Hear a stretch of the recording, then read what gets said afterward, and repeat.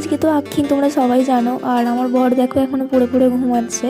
ওকে কখন থেকে ডাকছি উঠতেই যায়নি। এইদিকে দেখো কটা বাজে, 9টা 10 হয়ে গেছে। ওকে আমি বলছি যে রাজ্যের লোক উঠে পড়েছে, ঘুড়ি ওড়াচ্ছে মাঠেতে, তুমি এখনো ঘুম থেকে ওঠোনি। এদিকে আমি তো সকাল সকাল চান ফান করে একটু আলতা পরে নিচ্ছিলাম, কারণ আজ বাড়িতে পুজো হবে। তারপরে চলে আসলাম ঠাকুরতলায় একটু আলপনা দিতে। দেখো এখানে মা হয়তো দিয়ে রেখেছিলো, আর কিছুটা বাকি ছিল, আমি সেটা দিচ্ছিলাম। ওই মধ্যেখানে যে ফুলটা আছে ওখানে বসে ঘট, কারণ বাইরে লক্ষ্মী পাতা হবে, আজকে বাড়িতে লক্ষ্মী পুজো হবে।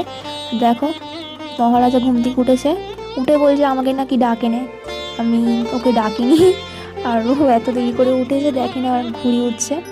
তারপরে তো আমি চলে এলাম পুজো করতে, বাড়িতে একটু পুজো পুজো করে নিয়ে তারপরে চলে আসলাম মাঠে ঘুড়ি ওড়াতে।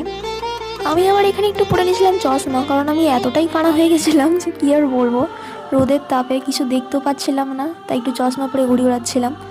আর এদিকে তাকাও, আমার বর মাঠে খালি এদিক ওদিক ঘুরে বেড়াচ্ছে টং টং করে, একটা তো ঘুড়ি ধরতে পারে না, খালি ওই করে বেড়াচ্ছে। মোটামুটি ঘুড়ি উঠছিল, খুব ভালো ওড়ে নে।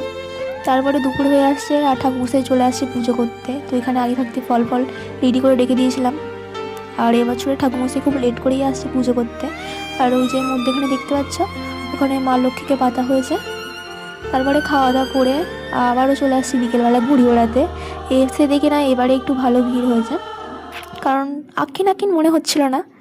তারপরে ঘুড়ি ফুড়ি উড়িয়ে শেষমেশে একটু চা খেয়ে আক্ষিনটা এবছরের মতো শেষ করলাম, কারণ সন্ধ্যা হয়ে গেছে, এবারে ঘরে যাই। টাটা বন্ধুরা।